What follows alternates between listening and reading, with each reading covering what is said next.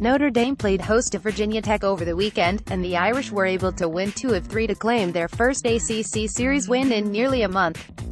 Freshman southpaw Cole Kmet made his first career start Friday against Virginia Tech with a significant portion of the Irish football team and its head coach, Brian Kelly, in the crowd to cheer on their tight end. Unfortunately for them, however, they were not in attendance to see Kmet's first career win, as the Irish bats were unable to generate much run support and fell to the Hokies, 9-1.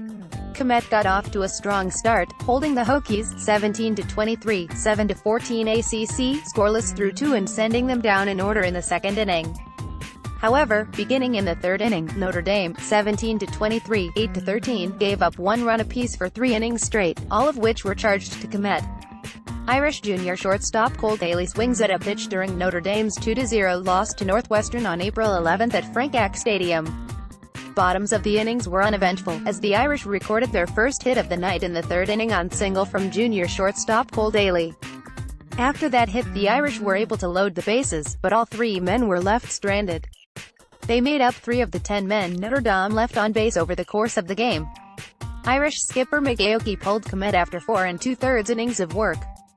However, the bullpen, Aoki went through 4 more pitchers, went on to give up 6 runs over the remaining 4 1/3 innings. A little rocky. Not great, Aoki said Friday of Kmet's first start. Part of me wonders if he's starting to wear down a little bit physically. When he's good, the baseball has some vertical kind of sink to it. He was a little bit more horizontal today.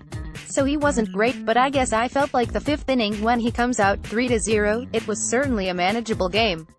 However, the Hokies put up a crooked number in the top of the 6th, scoring 4 runs, capped off when redshirt senior first baseman Sam Fragel crushed a line drive 3-run homer over the left field wall, to give themselves a 7-0 lead. They would put up 2 more runs in the 8th inning to increasing the lead to 9-0. When the Irish entered the 9th inning, they had gone 19 innings without scoring a run, but they were finally able to break the drought. Freshman center fielder Ryan Cole drove a long ball to right center field and ended up with a stand-up triple. Freshman pinch hitter Jared Miller grounded out to second, but got the job done, scoring Cole to put the Irish on the board in a 9-1 loss.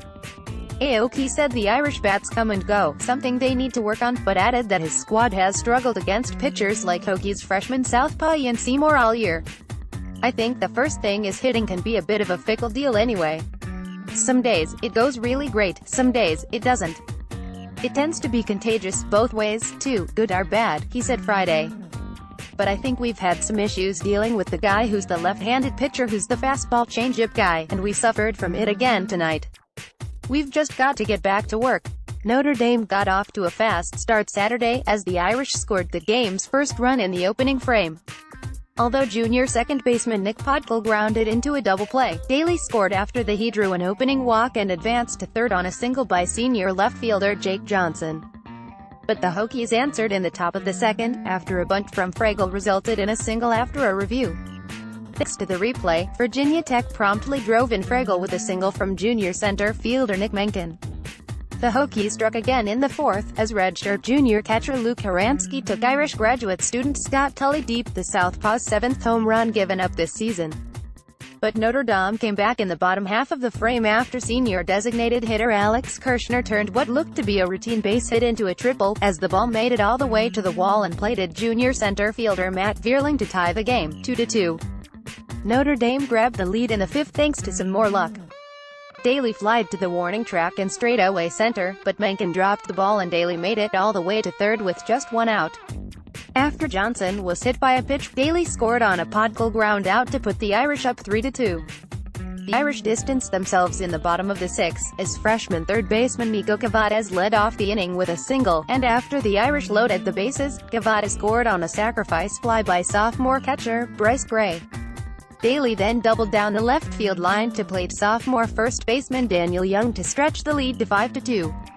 After the sole blemish, Tully was solid for the rest of the game, going after the Hokies and getting outs in play.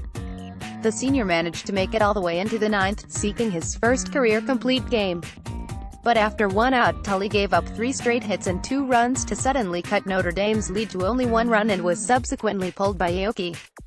Sophomore right-hander Andrew Belchick came in to try and shut the door, but he gave up 2 straight singles to load the bases and put the Irish in real trouble. Virginia Tech then tied the game on a sacrifice fly, and southpaw Tommy Vail was forced to come in and keep the Irish from falling behind. The freshman managed to force a pop-out to end the inning. "I thought he pitched great. He does what Scott does, which is sort of fastball changeup," Aoki said of Cully on Saturday. "He was in the strike zone, he was efficient with his pitches and he competes at a high level. Probably should have gotten him out in the ninth, but he did what he does, he just goes out there and competes at a really high level." The top of the order was due up for the Irish in the bottom of the ninth, but Daly, Johnson and Podgall went down in order to send the game to extras. In the top of the 12th, the Hokies loaded the bases with 2 outs. The Irish got their ground ball up the middle that Podgall made a diving play on and flipped to Daly at second to seemingly end the inning. But the junior dropped the ball, allowing 2 runs to score and putting the Irish down 7-5. But in the bottom half of the frame, the Irish managed to pull an improbable comeback. After a leadoff walk from Johnson, Podgall finally broke through with a single to put runners on first and third with nobody out. However, Vierling struck out swinging, and Miller grounded into what seemed to be a routine out. But Virginia Tech redshirt sophomore right-hander Nick Enright recorded an error trying to get Podgall out at second, and Johnson scored to cut the lead to 1. After a Kirshner strikeout put the Irish on their last legs, a wild pitch from Enright advanced the winning run to second. Young was then hit by a pitch to load the bases, and Irish junior right fielder Eric Gilgenbach ripped the first pitch he saw into left center field to play 2 runs and win the game. On Sunday, the Irish managed to win their second conference series of the season thanks in large part to Podgall. The junior finished a triple shy of the cycle and firmly broke out of his mini-slump. Notre Dame jumped out to an early lead with 2 runs in the first, and then after the Hokies took the lead in the third with a 3-run inning, Podgall and Vierling hit back-to-back solo home runs to put the Irish back up 1.